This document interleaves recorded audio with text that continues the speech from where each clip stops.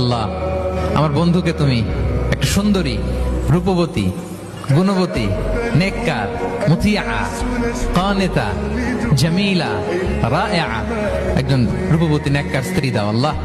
কতদিন ধরে তার বিয়েটা ঝুলে আছে, আল্লাহ তুমি ব্যবস্থা করে দাও, সুন্দরী নেককার আল্লাহওয়ালা।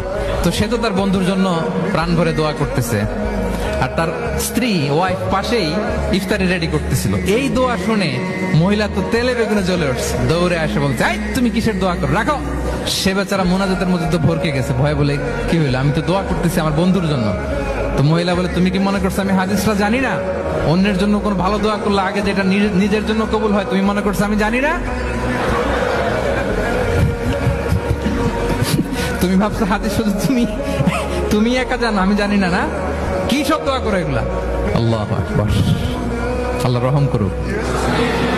প্রিয় ভাইরা, এটা বলার উদ্দেশ্য হচ্ছে আপনি ভালো কিছু অন্যের জন্য চাইলে আল্লাহ তাআলা এটা নিজের জন্য কবুল করে নেয়।